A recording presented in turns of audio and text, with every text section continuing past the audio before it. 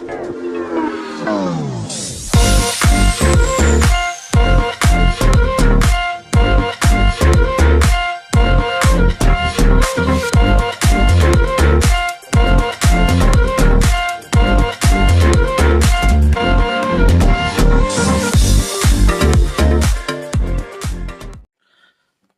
sejahtera Malaysia.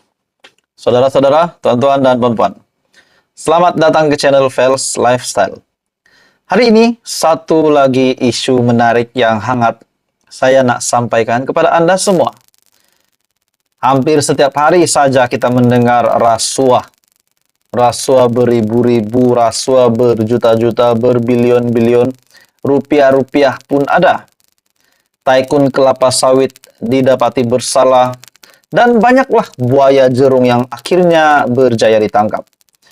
Saudara-saudara, tuan-tuan dan puan-puan, hari ini satu berita yang mengejutkan. Ketua Pembangkang yang memang dikenali ramai. Ketua Pembangkang dipenjara 27 tahun karena khianat. Saudara-saudara, sebelum ini kita dengar tentang rasuah saja.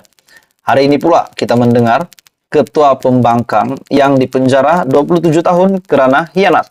Oke, sebelum kita meneruskan, saya meminta Anda untuk bantu channel ini dengan menekan butang like, share, dan subscribe. Dan teruskan bersama di dalam channel ini untuk perkembangan di dalam isu ini supaya Anda tidak terlepas. Berita sepenuhnya yang saya petik daripada berita RTM, Ketua Pembangkang Kamboja dipenjara 27 tahun karena khianat. Bagi saya tajuk ini sudah pasti memberikan satu amaran kepada seluruh ahli politik di Malaysia dan individu-individu ataupun siapa saja pemimpin di Malaysia. Mahkamah Kamboja menjatuhkan hukuman, disahkan, menjatuhkan hukuman penjara 27 tahun kepada pemimpin tertinggi Pembangkang Kem Sokha kerana melakukan pengkhianatan. Nasiblah ini bukan berlaku di Malaysia. Dan sudah pasti ini mengejutkan seluruh Malaysia, seluruh kepimpinan politik di Malaysia. Kem Sokha dijatuhi hukuman penjara 27 tahun atas tuduhan bersubahat dengan warga asing yang dilakukan di Kamboja dan tempat lain, kata Hakim Koi Sau di mahkamah di Phnom Penh. Saudara-saudara, pada mulanya saya melihat berita ini, saya nampak tajuk berita ini Ketua Pembangkang. Saya ingatlah pula dengan Hamzah Zainuddin. Jadi syukur berita ini bukan tentang Hamzah Zainuddin. Ini tentang Ketua Pembangkang di Kamboja. Oke, kita teruskan. Lelaki yang berusia 69 tahun itu ialah pengasas bersama Parti Penyelamat Kebangsaan Kamboja yang telah dibubarkan dan telah lama menjadi musuh Hun Sen, pemimpin Asia yang paling lama berkhidmat. Dan selepas keputusan itu, Kem Sokha segera dibawa dari bilik mahkamah ke rumahnya, di mana dia akan diletakkan di bawah tahanan rumah dan dilarang bertemu sesiapa sahaja selain ahli keluarga. Mahkamah juga melucutkan haknya untuk mengundi dan menghalangnya daripada bertanding jawatan politik. Kem Sokha yang pernah ditangkap sebelum ini pada tahun 2017 dalam kejadian yang membabitkan ratusan pasukan keselamatan, Kem Sokha dituduh mencipta rancangan rahsia dan berpakat dengan entiti asing untuk menjatuhkan kerajaan pemerintah Hun Sen, dan beliau telah berulang kali menafikan tuduhan terhadap dirinya. Pengkritik berkata Hun Sen telah memulihkan kebebasan demokrasi dan menggunakan mahkamah untuk menyekat pihak lawan, memenjarakan ramai aktivis pembangkang dan pembela hak asasi manusia. Jadi saudara-saudara, berita hari ini daripada berita.rtm.gov.my bertajuk Ketua Pembangkang Kamboja dipenjara 27 tahun kerana khianat. Halo semua, salam sejahtera Malaysia. Satu lagi isu yang menarik, ulasan yang menarik yang saya nak sampaikan kepada Anda semua.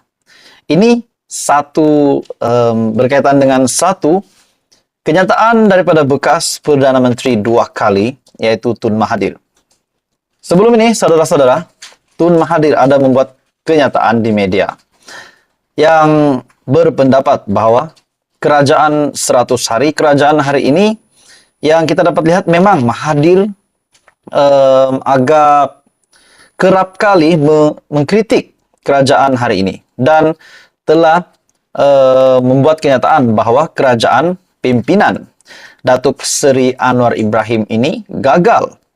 Saudara-saudara, tuan-tuan dan puan-puan, akhirnya Timbalan Perdana Menteri II, Fadilah Yusof, telah bersuara. Dan adakah Anda setuju dengan kenyataan Dr. Mahathir bahwa kerajaan hari ini gagal? Anda boleh komen. Sila komen. Adakah Anda setuju dengan kenyataan Dr. Mahathir? Anda boleh komen di bawah. Setuju, jika tak setuju pun boleh komen tidak setuju. Oke, baik saudara-saudara, tuan-tuan dan puan-puan.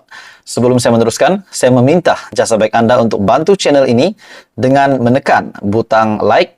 Dipersilakan share dan juga subscribe, sebab subscribe itu percuma. Saya petik artikel yang hangat ini dari Agenda Daily.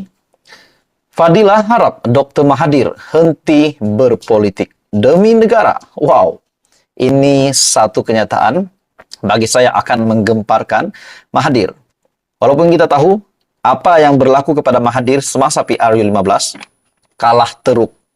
Dan pada akhirnya beliau meninggalkan Pejuang, Parti Pejuang, meninggalkan Mukris Mahathir anaknya di dalam Parti Pejuang. Pada akhirnya membiarkan Parti Pejuang untuk membuat apa sahaja keputusan, mengikut Perikatan Nasional ke mana-mana, dan pada akhirnya Mukris membawa Pejuang untuk join PN. Tapi belum ada jawaban. Dan akhirnya Tun Mahathir pun turut serta di dalam Parti Putra. Jadi saudara-saudara, baru saja menyertai parti, akhirnya Fadilah pula membuat kenyataan bahwa harap Dr. Mahathir henti berpolitik demi negara. Saudara-saudara, saya amat respect dengan Dr. Mahathir.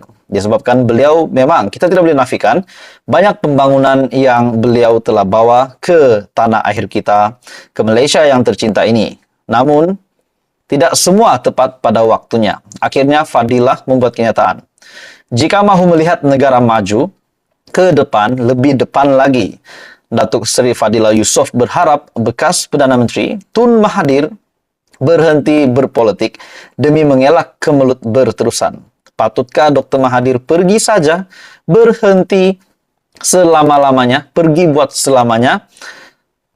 selama-lamanya daripada berpolitik dan fokus dengan kehidupan yang lebih simpel lah, supaya tidak banyak lagi kemelut yang berlaku di dalam Malaysia.